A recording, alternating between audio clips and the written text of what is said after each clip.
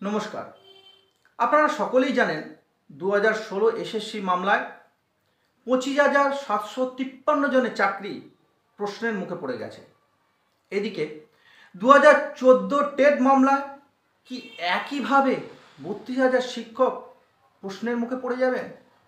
দুটি high voltage মামলা, একটি টেট মামলা যেটা 24শে জুন হাইকোর্টে এবং 16ই জুলাই সুপ্রিম কোর্টে এসএসসি মামলায় কি হয় তার দিকে তাকিয়ে আমরা সকলেই বসে আছি।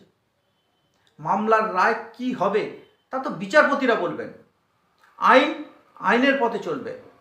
আমি শুধু একটু টেট মামলার প্রতি আলোকপাত করব।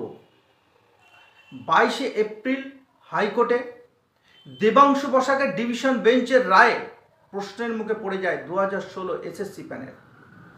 2014 টেট মামলাও রাজশেখর মান্থার হাতে আছে। এবার আসি টেট মামলার নজরের দিকে। এখানে কি কি ইস্যু আছে সেগুলো প্রথমে আপনাদের বলি। এই মামলার কিন্তু একই ইস্যু, সেই ওএমআর সিট। 2 নম্বর কি, প্রাথমিক শিক্ষা পর্ষদ টেট পাস করা এবং ফেল করাদের এখনো পর্যন্ত কিন্তু আলাদা করতে পারছে না। 3 নম্বর কি, বিচারপতির পরিষ্কার একটি প্রশ্ন যে 2014 টেট পরীক্ষা কি আদৌ বৈধ। 4 নম্বর কি, পর্ষদ কি কখনো টেট পাস করা এবং ফেল করাদের তালিকা আলাদা করে জমা দিতে পারবে। 5 নম্বর, এছাড়া টেটের ফলাফল সংক্রান্ত যে ভুয়ো ওয়েবসাইটে যাদের নাম ছিল এবং যারা ভুয়ো ইমেলের ভিত্তিতে চাকরির জন্য টাকা দিয়েছে তাদের কি অযোগ্য বলে গণ্য করা যেতে পারে। 6 নম্বর কি না, টেট পরীক্ষা নেওয়ার ক্ষেত্রে কি নিয়ম তৈরি করা হয়েছিল, অর্থাৎ টেট পরীক্ষা নেওয়ার সময় কি নিয়ম তৈরি করা হয়েছিল এই বিষয়ে। তবে পর্ষদ এই সমস্ত প্রশ্নের উত্তর কিন্তু এখনো সঠিকভাবে দিতে পারেনি। এবার আসি যারা 2014 সালে টেট পাস করেছিলেন তাদের থেকে 2016 অর্থাৎ 2014 সালে যারা টেট পাস করেছিলেন তাদের থেকে 2016, 2020, 2022 সালে শিক্ষক নিয়োগ করা হয় প্রাথমিক বিদ্যালয়। এই মামলার অসুবিধাটা কোথায়? পর্ষদের আইনজীবী যেটা বলছেন, কোর্টের মধ্যে যেটা বলেছেন সেটি হলো 2014 টেটের উত্তরপত্র অর্থাৎ ওএমআর সিট পাওয়া যাচ্ছে না। আবার স্ক্যান কপি নিয়েও বহু গরমিল আছে। 2 নম্বর কি, যে কোম্পানিকে অর্থাৎ এস বসুরায় অ্যান্ড কোম্পানির ভূমিকা নিয়েও কিন্তু প্রশ্নচিহ্ন আছে।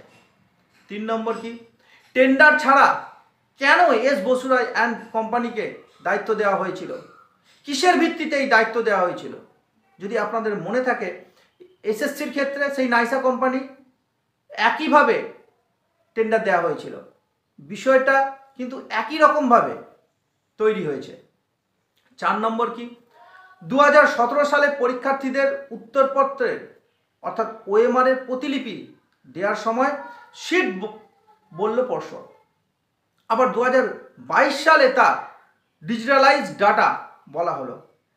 কেন এরকম বক্তব্য বা এরকম কেন বলা হলো?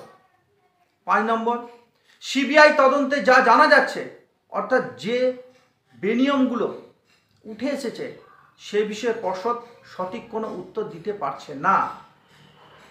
6 নম্বর, যেটা খুবই গুরুত্বপূর্ণ বিষয় সেটি হলো বসুরায়ান কোম্পানির একজন কর্মী মেধা তালিকা পর্ষদের ইমেলে না পাঠিয়ে তৎকালীন পর্ষদ সভাপতি মানিক ভট্টাচার্যের ব্যক্তিগত ইমেলে কেন পাঠালেন, এটাও কিন্তু প্রশ্নচিহ্নের মধ্যে থেকে গেছে। আসল উত্তরপত্র অর্থাৎ OMR sheet S Basuroy and কোম্পানির কাছ থেকে কেন চাইল না পর্ষদ। 8 নম্বর, সব নিয়ম মেনে ওএমআর সিট স্ক্যান করা হয়েছে কিনা সে নিয়েও কিন্তু প্রশ্ন আছে। প্রায় 12,35,000 ওএমআর সিট স্ক্যান করা হয়। 9 নম্বর, সমস্ত উত্তরপত্র স্ক্যান করা হয়েছিল তা না হলে 2017 সালে হেমন্ত চক্রবর্তী নামে একজন পরীক্ষার্থীকে উত্তরপত্রের প্রতিলিপি কি করে পর্ষদ দিল?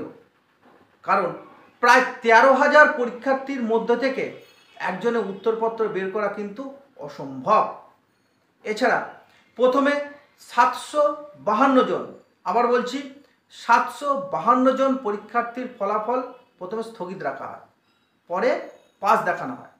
তাহলে সব উত্তরপত্র যদি স্ক্যান করা না হয়ে থাকে তাহলে এটা কি করে সম্ভব হলো, বা এটা কিভাবে সম্ভব হতে পারে?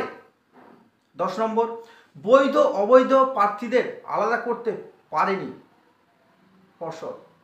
তাহলে কি বৈধ অবৈধ প্রার্থীদের আলাদা করতে পারবে? সেটাও কিন্তু প্রশ্নের মুখে পড়ে গেছে পর্ষদ। এবার আসি একজন বিশিষ্ট আইনজীবীর কথায়। ওনার বক্তব্যে কিছুটা হলেও যারা বৈধ প্রার্থী তাদের কিন্তু আশার আলো দেখা যায়। ওনার বক্তব্যে কারা টেট পাস করেছিল এবং কারা টেট পাস করেননি তা বলতে পারবে কেবলমাত্র পর্ষদ। আইনজীবী বিক্রম বন্দ্যোপাধ্যায় আরও বলেন, এর ফলে এখনও পৃথক করতে পারেনি পর্ষদ, বা পৃথক করা সম্ভব হয়নি। তবে যাদের কাছে উত্তরপত্রের প্রতিলিপি আছে তাদের পাস ফেল নিয়ে সন্দেহ থাকার কথা নয়। পর্ষদ কি উত্তর দেয়, বা ওএমআর সিটের বিষয়ে পর্ষদের কি চিন্তা ভাবনা? এছাড়া বৈধ অবৈধ প্রার্থীদের চিহ্নিত করার বিষয়টি মাথায় রেখে হাইকোর্ট কি রায় দেয় তার উত্তরের জন্য সকলের নজর থাকবেই। তবে বৈধ প্রার্থীরা যাতে 2016 প্যানেলের মতো দ্বিধাগ্রস্ত না হয় তার দিকে নজর রেখে এই গরমে সকলে ভালো থাকবেন, সুস্থ থাকবেন, সঙ্গে থাকবেন।